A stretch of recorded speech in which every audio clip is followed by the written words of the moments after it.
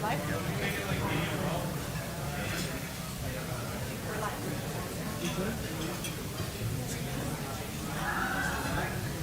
guys, Bill Spadea here. Thanks for joining us on Facebook Live. We are live tonight on jerseyrizzo.com. Please share this link and let as many people as possible who have an interest in the next governor of the state of New Jersey tune in and listen to this conversation. I'm joined by my friend, Pastor Philip Rizzo. Phil, great to see you. Good to see you. So here's the deal. You're running for governor. There are 4 candidates in the race.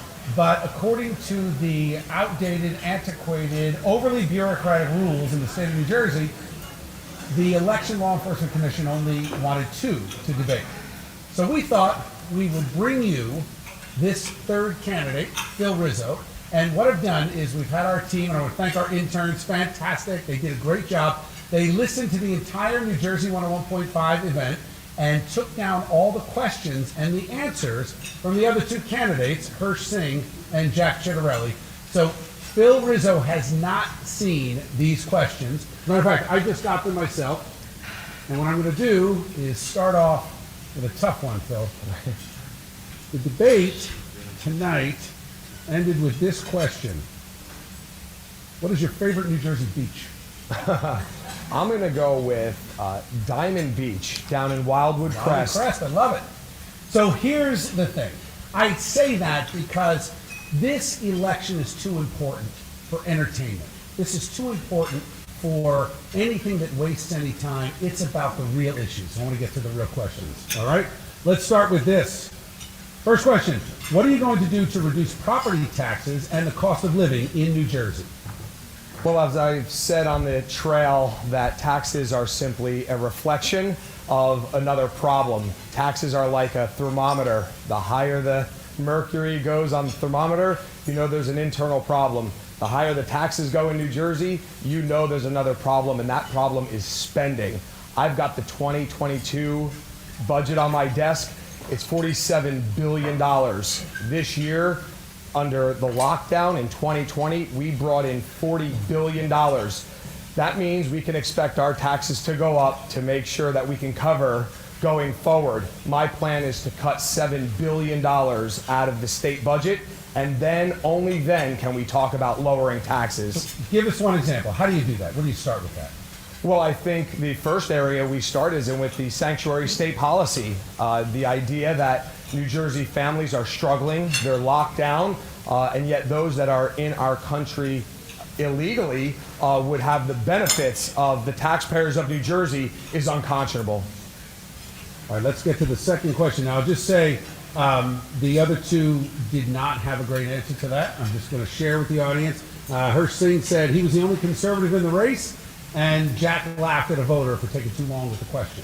So again, I mean, that's what we're dealing with, right? A lack of seriousness. So let's go to the next one. How would you keep the influence of the NJEA in check, the largest teachers union in the state? Very powerful. They are, many say, the reason that our kids are still masked up in school. Yeah, they are certainly walking hand in hand with Governor Murphy. It's a bad duo, but I believe we can take on the NJEA by taking a shot at their revenue. It's my understanding that about 81% of the dues that teachers pay go back into political races, not into teachers' benefits. And if that calculation is correct, we could certainly give New Jersey teachers another option at a lower cost. And if teachers start leaving the union, that's all their power is in their cash flow.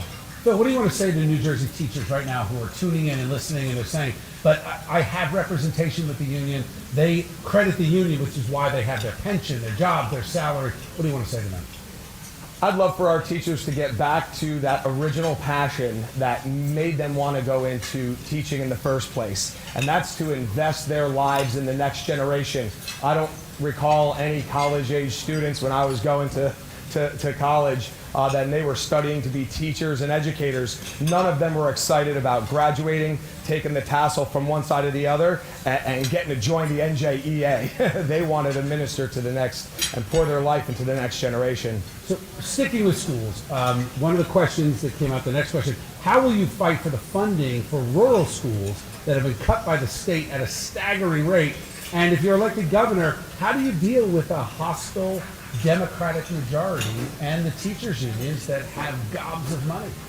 With urban redevelopment, you know, suburban poverty is actually worse than urban poverty, because when you live in an urban area, you have mass transit, you have certain low-income housing, you are in a cityscape, there's more apartment units.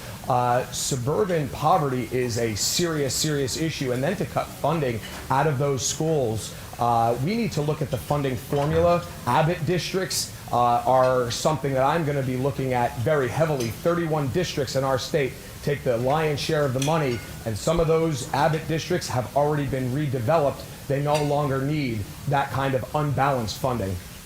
Let's turn to national politics. Let's talk about Donald Trump.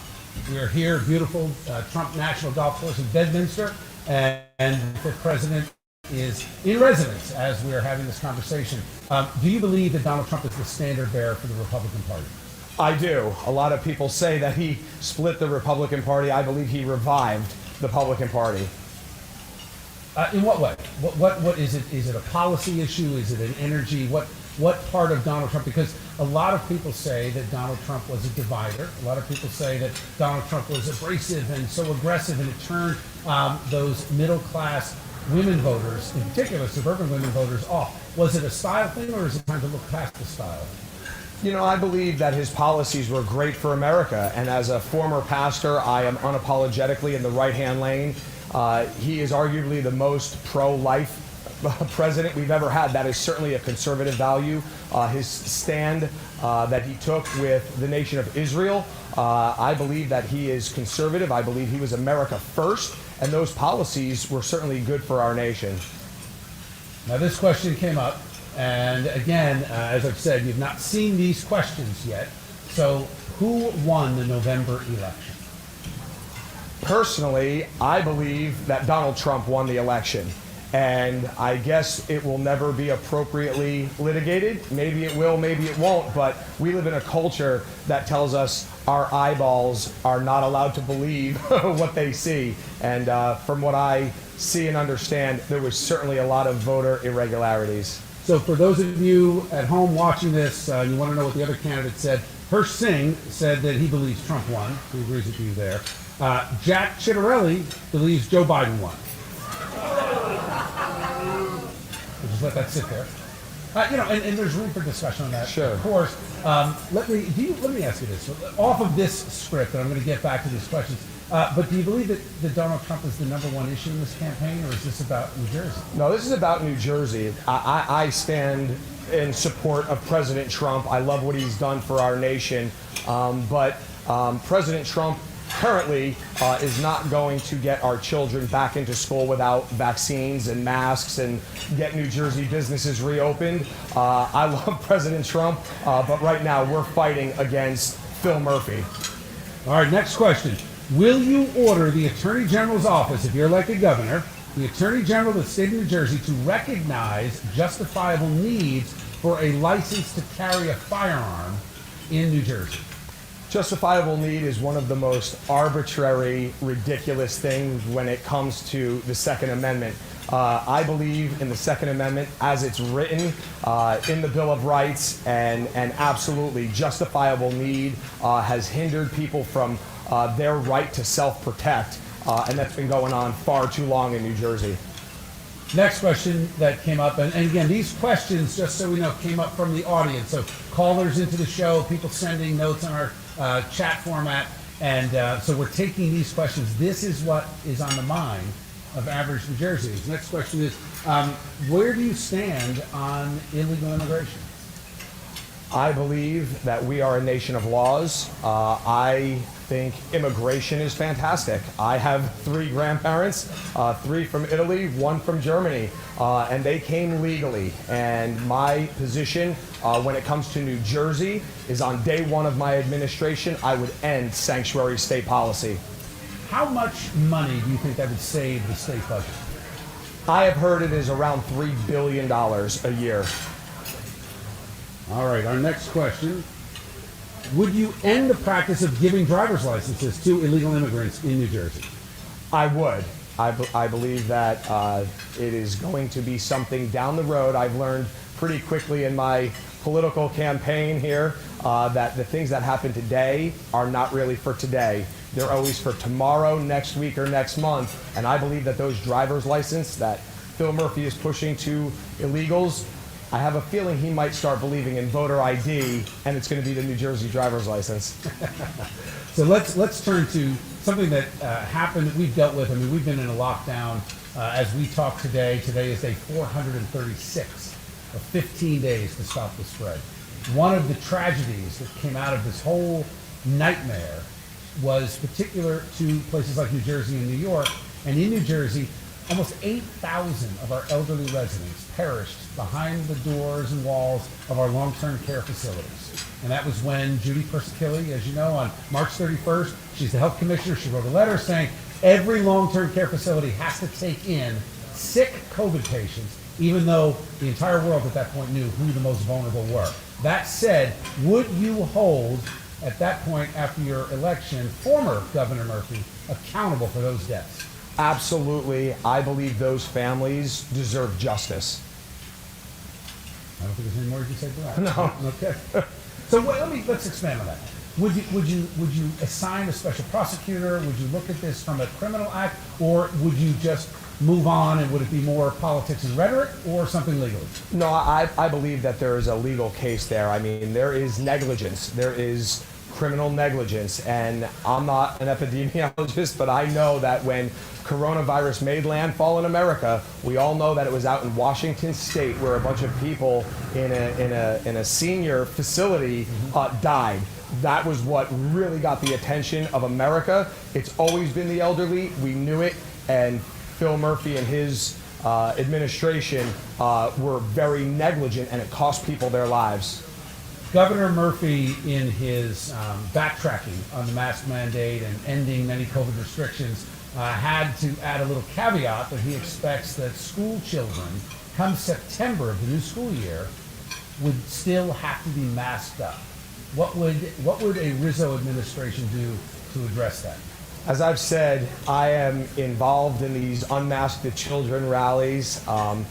Nurse Erin Pine, I mean, she is a warrior. What a trooper to be able to put her job on the line to unmask the children. And I'll go to these rallies and I'll speak about unmasking the children. But in our ministry, I've already decided that we were never going to mask the children. And so our ministry has operated maskless from a mandate position. People should have the right to do what they want, but to come as a mandate to mask children who are relatively unaffected by coronavirus, again, is more negligence on the Murphy administration. A lot of talk about vaccine passports, a lot of talk about having to prove that you are vaccinated. There seems to be a change in thinking where a lot of people are saying, well, I'm going to just have to get it because I won't be able to fly or travel. What would the policy be of Governor Rizzo when it came to vaccine passports? Well, I've made this commitment to people that have been following our campaign, that have asked a similar question. If a COVID passport comes through the legislator in New Jersey, I will veto it. If it comes out of Washington, D.C. and Joe Biden, I will executive order block it from New Jersey. Which governor would you say you most identify with? Current governors. We heard a lot of discussion tonight, and there's a wide array of Republican governors out there. You've got some that really sided with the Democrats and Dr. Fauci, and others that stood strong against it. If you had to name a governor, what governor, what state? The gold standard of governors right now in America is Governor Ron DeSantis, and I think the crowd likes that one. Of Florida. And as Phil Murphy has said, he wants to make New Jersey the California of the East. I would love to make New Jersey the Florida of the Northeast. All right, let's ask this question. What is the current, let me ask you this, the current minimum wage in New Jersey, what is it, what should it be? Should there be a minimum wage? You know, this is something that economists have crunched numbers on. I'm a capitalist. I believe that the market will always find its own level, right? And if people are skilled and they can do a job, and there's a job that needs to be done, they'll be paid for it. I don't think we need to artificially push up wages, because what that does is it always trickles down to the consumer. And in a time when businesses are struggling and New Jersey families have less money because of the work situation over the last 14 months, I think pushing a minimum wage is very dangerous. They'll just automate things, and people that it's supposed to help, the lowest wage earners, those jobs are going to be replaced by machines. So next question is, speaking of workers, and this is a great question that came from an audience member, asked, would you fight to do away with the $300 supplemental unemployment insurance? A lot of small businesses that you've talked to on the campaign trail, that I talked to in the morning on the radio, say the number one problem they're facing now is not even the restrictions. It's the fact that they can't get people back to work because they're being paid thousands of dollars a month to stay home.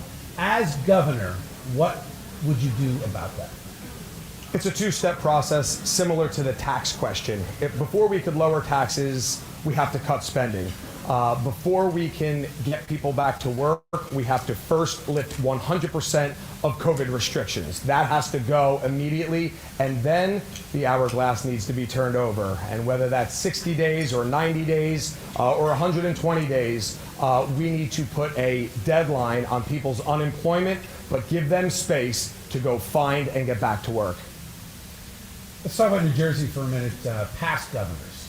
Another question that came up from the audience tonight was who perhaps is one of your most admired former New Jersey governors? Oof. As I told you, Phil did not see these questions before we started. That is a tough question. I would have to say that what I am learning in real time about the legislator and their push to bring things. People talk about how are you going to accomplish anything with a liberal legislator? How are you going to do that in New Jersey? And what I realized, and I'll use Thursday as the example in Trenton, when the Assembly was going to vote on that bill that basically would turn Phil Murphy's executive orders into laws, we were there, we were raising our voices and opposing it, and I would say that we accomplished the goal by stopping that bill.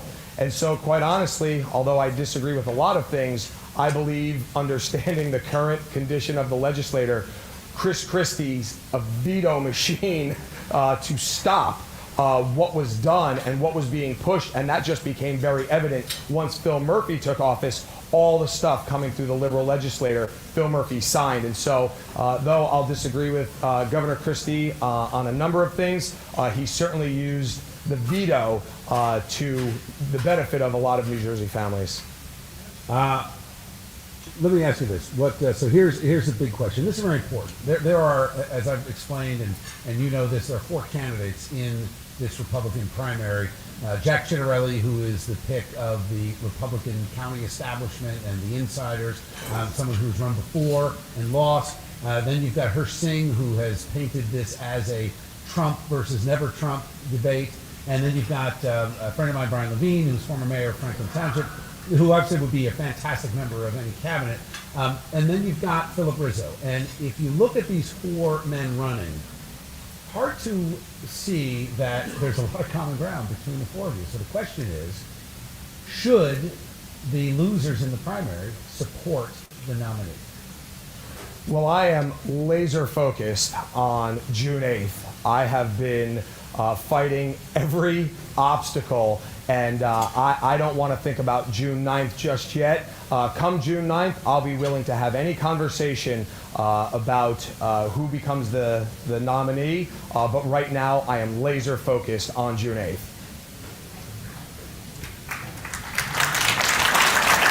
All All right, now, I started with a really easy one, but I'll ask you just a couple lighter side fun things. I think it's important for people to understand where you feel just as a Jersey guy, as a resident. So Taylor ham. What? Well, it's pork roll. We're going to have to agree to disagree on that one. It is pork roll. That is a brand. But anyway, but in a serious note, you're a married father, former pastor. You're an entrepreneur. You've overcome some incredible adversity in your life. When you think of it, we were talking about it at dinner earlier, that in this state, according to United Van Lines, we've seen over the past couple of years that New Jersey leads in exodus. 70% of the moves are out of the state. We're number one.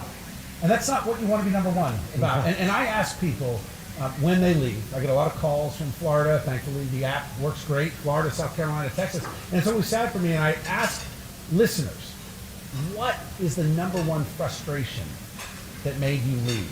So I'm going to ask you that. If you look at New Jersey and say the thing that drives me crazy the most is? Right now, it's got to be our freedoms. I mean, we have been completely stripped of our empowerment as parents, as business owners, as residents of our state. We have been locked down. We've been called knuckleheads. Our grandparents and parents have been killed. Our businesses have been destroyed. And many New Jersey families, and I'm feeling the frustration, which has propelled me into this race, people are feeling powerless to live their own lives. What would you say to someone, kind of the flip side of that, and it's a takeoff of one of the questions, which is what do you love most about New Jersey, but beyond that, and Taylor Ham, beyond that, what is it that if you were talking to someone who said, look, I've got family in New Jersey, I've been living outside of the state now for several years, I only hear bad things, and you had that 30-second window to say, we want you back. How do you sell New Jersey? The Garden State is home for me, and we've got the best beaches in the world. An hour and a half later, you could be skiing. We have farmlands, we have cities and great food. New Jersey has it all. And if we could just get our politics in order and make it a place where people would enjoy raising their families and then retiring and staying near their kids and grandkids, I think we could lure families and businesses back to New Jersey. What do you want to say to the business owners out there that are frustrated by the corporate tax rate, they're frustrated by the regulations, they're frustrated by the fact that there was a dismissal of their hard work? I mean, we have heard anywhere, and I've heard one of your opponents, Jack Chittarelli, cite the stat. I don't know what the exact number is, but the number keeps coming up that 30% of New Jersey businesses will never open again. That's an enormous number. There are 70%, however, that are right now open, and they're struggling to get back. What do you want to say to those business owners? Just keep fighting, and you need to make decisions for your business and for your family. And as a business owner, my construction company was deemed essential, so we were somewhat unaffected. But as a pastor, my church and the entire faith community was deemed non-essential and closed. But I made a decision that we were going to remain open because I believe, in our case, that the First Amendment is more powerful than executive orders. And so it's time for us to double down, dig in our heels, and resist Phil Murphy and his tyrannical policies. Phil, how would you describe yourself? That was another conversation that kept coming up tonight. And now we've read all the questions that came up on New Jersey 101.5 earlier today, and I want to just get into a few more to give you an opportunity to make an informed decision, especially, obviously, if you are not only a Republican voter making a decision to vote in this primary, but also Democrats, unaffiliated voters who will have an opportunity to see one of these four men take on Phil Murphy. And I want to just kind of get into it a little bit. So let me ask you, what motivated you to run? You're not a politician. You've never run for office before. You've got a whole life. You've got a beautiful family, wife and kids. Why would you get into this mess? all of those reasons you just said. I'm fighting for my wife and my children. I'm fighting for our church ministry. I'm fighting for my business. And quite honestly, growing up in New Jersey, having suffered a home accident when I was 4 years old, my dad made sure I never got pushed around by bullies. And we've got a bully as a governor right now, and I don't like bullies. I've stood up to them my whole life, and I'm going to stand up to them now, not only for my family, but every New Jersey family. Let's talk briefly about your opponents. The strongest candidate of the three other opponents is clearly Jack Shitterother. Here's a guy that qualified for matching funds, and maybe you can address that. I know that's kind of in the nitty gritty, and we're in the weeds on this, but there are a lot of folks listening that were confused and watching, saying, I don't understand why the Election Law Enforcement Commission deemed these two candidates. Meanwhile, Philip Rizzo, who raised an extraordinary amount of money in a very short amount of time, was not invited to the debate stage. Can you just address why that happened and what you're going to do to fix it when you govern? Absolutely. There's a couple things that happen on April 5th at 5 p.m. One, you need to have $490,000 in your account. We did that. Nobody questions that. That is not something that's been discussed or challenged at all. The second deadline that happens at the exact same time is you need to file proof of all of that. Your income, check images, online donations, every detail of that income, plus expenses of how you're going to now spend $490,000 going forward. We were not expecting what had happened on April 5th. And on April 5th, we experienced a miracle. In 8 hours, we had over $256,000 come in an 8-hour period from donors throughout New Jersey. And quite honestly, nationally, people got on board, and we had donations from $5 all the way up to max pledges of $4,900. Hundreds upon hundreds of donations came in that day. It was a physical impossibility to get everything in by the 5 o'clock deadline. In our denial, ELEC actually said, we don't have any legislative discretion. You know, you go to court because you got pulled over doing 60 in a 40, they could knock it down for you at court. They said they can't do that. They are just to rule on the law. And they said, but it's a bad law. They said they've been talking to the legislator about changing the law, that they have to spread out those two deadlines. If you have a deadline of fundraising, you need a submission deadline about 72 hours later. The legislator told ELEC, we're not going to change the law for a hypothetical event. It is no longer hypothetical. The Rizzo campaign made it a reality, and now we're unfortunately proving why ELEC was asking for that law to be changed.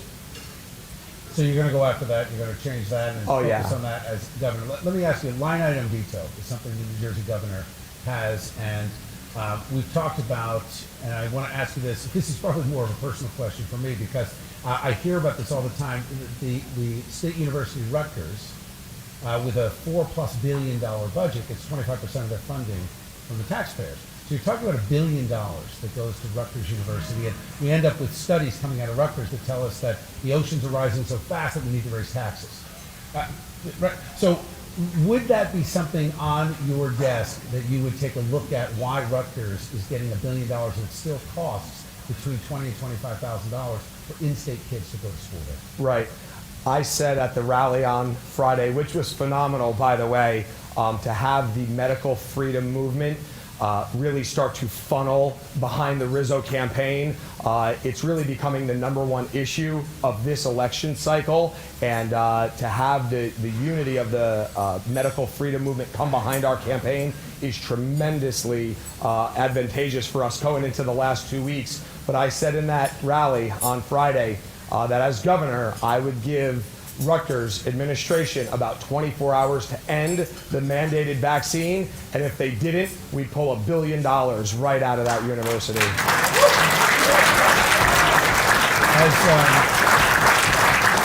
As we wrap up here, just give you some time if one of the folks that are watching at home and watching on their iPhones, etc.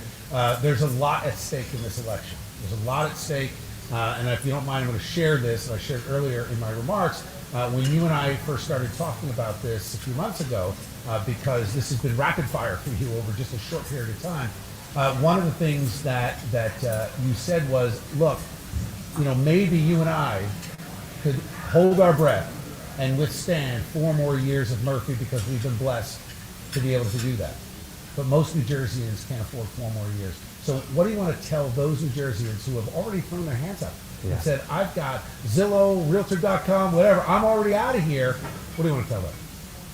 Well, we're fighting on a very simple platform, and as a populist, I love Democrats and Republicans alike, but I'm not a moderate, I'm a conservative. And as a former pastor in deep blue Hudson County for the last decade, I know what Democrat families are dealing with, just like Republican families. We're all dealing with the same issues. And my platform that I'm running on is not traditional red plank GOP talking points. I'm running for New Jersey families, and I call it the New Jersey Family ABCs. It's family autonomy, family business, and family core values, because these are the things that are under attack by our current governor, Bill Murphy. He doesn't believe in your family autonomy when it comes to education, medical freedom, and he certainly has a record of not caring about small businesses. And a core value in America and in our state is life. And I'm not just talking about Phil Murphy not caring about life, about the 8,000 seniors that he killed, but I'm also talking about the life of the unborn. And he is pushing a radical bill that will be his crown jewel should it land on his desk, the Reproductive Freedom Act. You don't even have to be pro-life to be against this bill that is absolutely barbaric. It's against our family autonomy, it's against our family businesses, and it's against our family core values. These are the issues that I'm fighting for all New Jersey families. Thank you, Phil. I want to thank everybody for joining us on Facebook Live. Thank you for your questions. I want to thank everybody here at Trump National Golf Course in Bedminster, specifically not just the attendees, but our great staff. They did a fantastic job hosting us, and it's nice that President Trump was in residence while we were here. I want to thank the former president for the hospitality of this fantastic place in New Jersey. Thank you, Phil. Thank you, everybody. Appreciate it. Thank you.